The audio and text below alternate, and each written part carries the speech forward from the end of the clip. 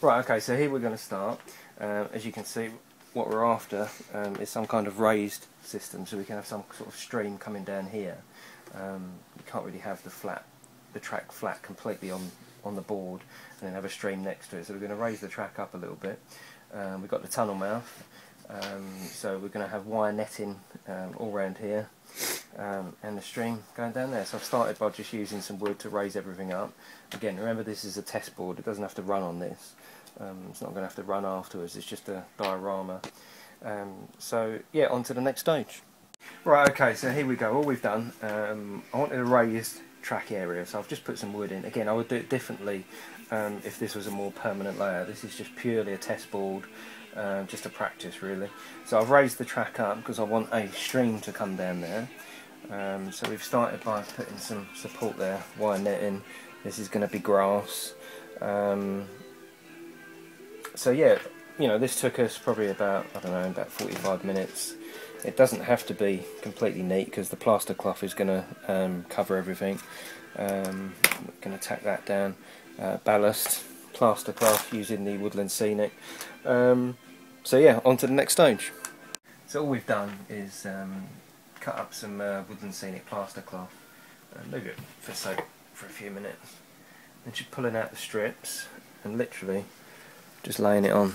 Obviously my stream's going to go down here, so it's just a case of laying it on, smudging it over just to cover up the edges, putting in a few contours for yourself.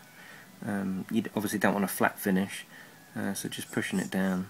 I've made this little contour here, which obviously I'm going to have some grass on, so I'll do one more.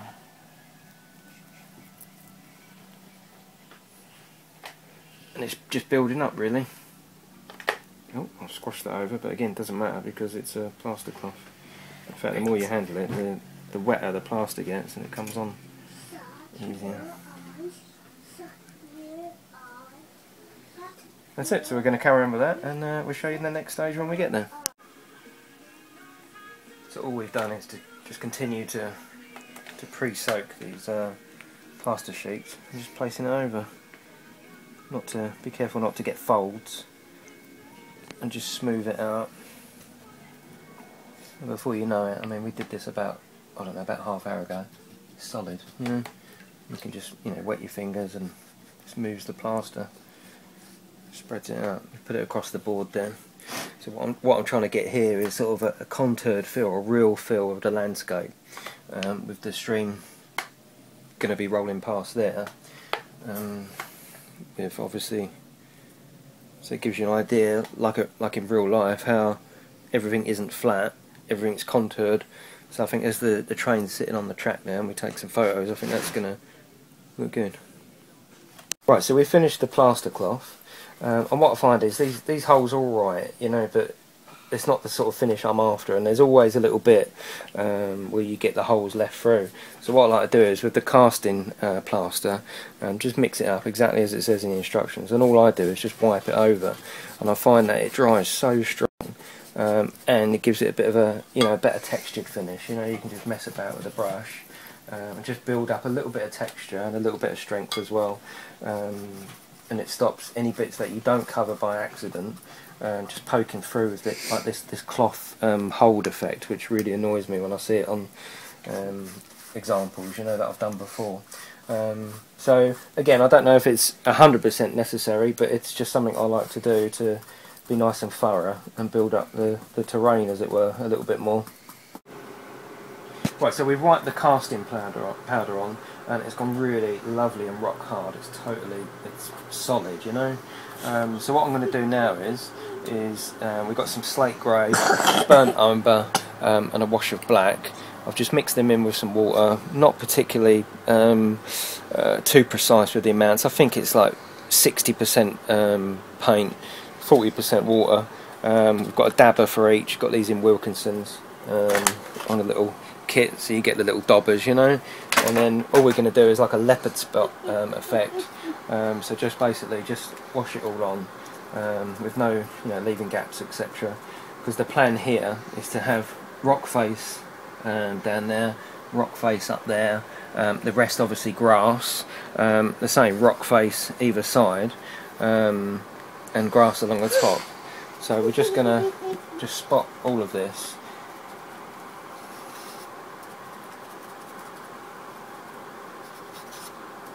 Just spot it all in. In fact, that could actually do with a little bit more water in there. Yeah, so I'm going to put some more water in there.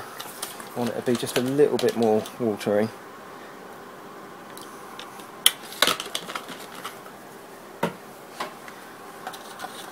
Mix that up.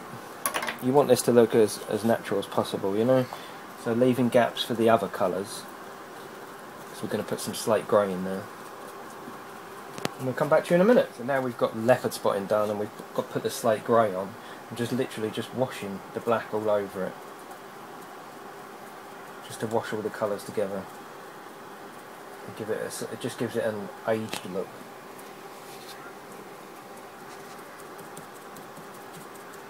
And we're going to be putting grass, you know, where it would lie in nature, so I want this to be quite grassy down here. We've got the sort of ledges up there which are going to be grassy, the ballast is going to be in there. This is going to be a lot of grass up here with the river in there.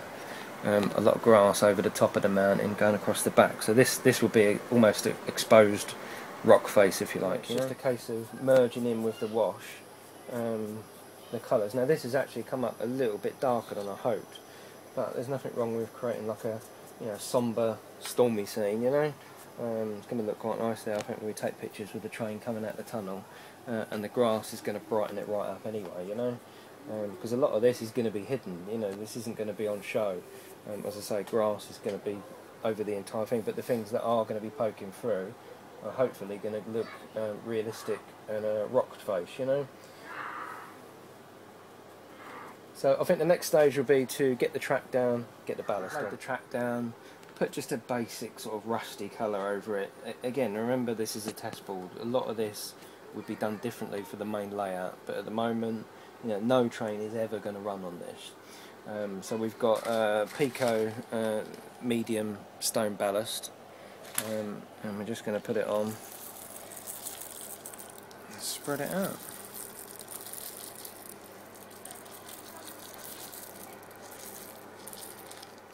Right, so we put the track down and we put the ballast down. I didn't have any PVA glue, I'd run out, so what I used is just scenic cement, just spray on. Does the same job, probably more expensive than PVA glue, but it does the same job. And don't forget, again, I know I keep saying it, but this is just a test board, it's not got a run on here. One other thing that is sort of a pointer to take notice of, where I've been saying that this is going to be a stream, it's good to have something to scale, because all of a sudden I've sort of designed it and realised what I thought would be a stream is now as deep as a man, if not deeper. So I think I'm going to change it and just have this as a sort of overgrown, some stones and long grass in there, because ideally a stream obviously wouldn't be as deep as a man. So it's a good thing to keep in your mind when you're doing it. It's just to have out some scale objects, really, I suppose, for the scale that you're working in. This is a pointer for myself more than anything, but just general advice. And also what I've done is I've put another wash of grey over to try and cover up the black. I made it too dark last night, so when this dries it should be a lot just grey, and then the next step is to put on the grass and the finishing touches. Right, so what we've done is, in this bit of the board, which isn't really included in the scenic area, if you like, I've just practised with some static grass, just options really, different colours. It is the static grass. It's pretty short though, so it's not really up that much. So the next thing I'm going to do now is start laying grass across the sort of the flatter edges of the model, and then see where I want to proceed from there. So that's my next part. So as you can see, I've been putting quite a bit of static grass down. Everything looks a little bit green, so I've just started putting in like an overgrown sort of weed section, if you like, in there. Obviously you won't see the PVA when it's all dry, and this green flock, I'm not sure if it exactly goes, but it's all I've got in my modelling case at the moment. So I'll probably have that grown down now. I've put a twig in there, just overgrown a little bit. I'm just going to carry on putting grass here, leaving bits of the cliff or rock face free, and carry on. So really it's just finishing touches now, as you can see. I mean, it's starting to come together now. We've let it dry overnight. I don't really know, apart from having grass along here, I want to see quite a bit of cliff edge. There's a bit of a splodge of brown there, so I'm going to cover that up with something. But I do want to see quite a bit of this sort of rock face, cliff edge, whichever you want to call it. But I think it's pretty much there. We've already put a loco there and taken some really high def pictures, and it really does look nice, you know. Quite pleased with the way it's come up. So I'll show you in a minute the finished touch, and then I think I'll put some stills on at the end of the video with the finished product. But I quite like it. So here we are, finished article. I can carry on doing little bits to it, but I think it's pretty much done. It's certainly got the look that I wanted to have, and I'm actually really pleased with it. Scan around the whole thing really. I think this rock work down here come up pretty well. I particularly like this bit around here, looks pretty natural. Didn't put the riverbed in, but I explained that earlier on in the movie. Just move that light out of the way. All this rock face, quite pleased with the way that's come up. Halfway through the video, I mean, you may have thought it yourself, it did come up really dark. But I put an extra wash of grey over and it did dry on top.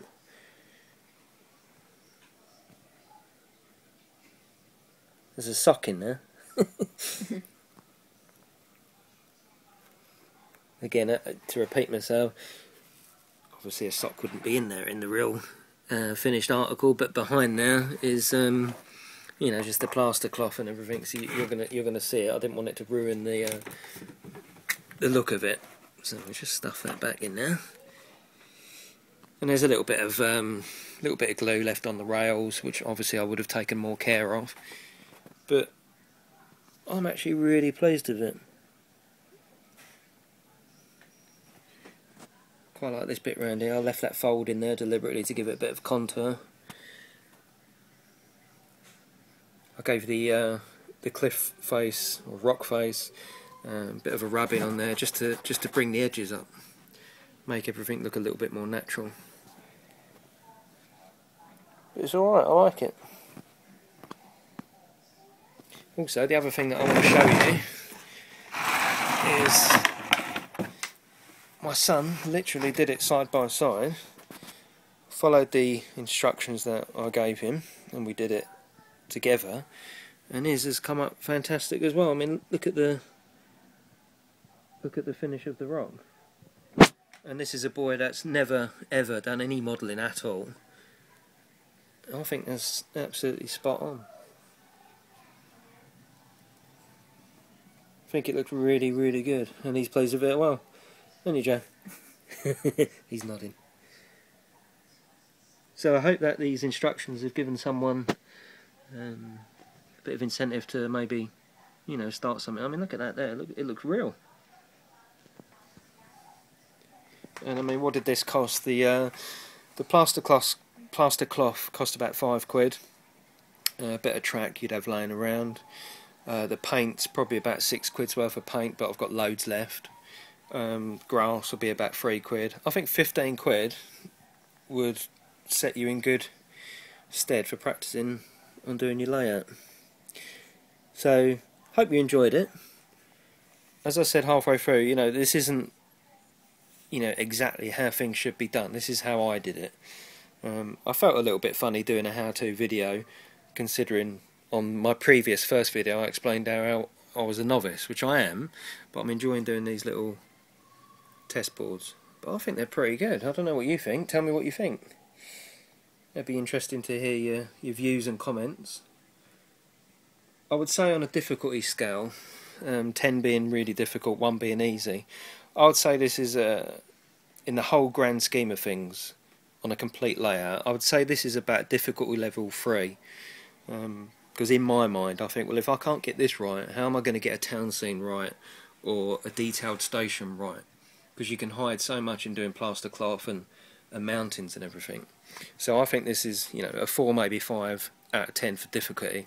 The next one I'm going to do is going to include a Metcalf kit, because I want to see what they're like.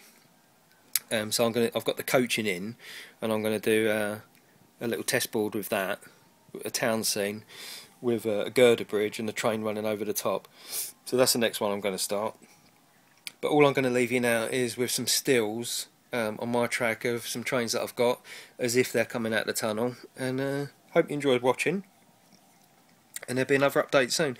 It's freezing up here in the loft, so my voice sounds a little bit funny, but I really wanted to carry on doing updates even though the loft is cold, because there's nothing worse than subscribing to someone and then you never hear another video. And I know that I had at least one request from Jack, someone asking for a video on how I did the last test board down there, so that sort of gave me a kick really to get another one done. But they're alright, so let me know what you think, and I'm going to leave you some stills now.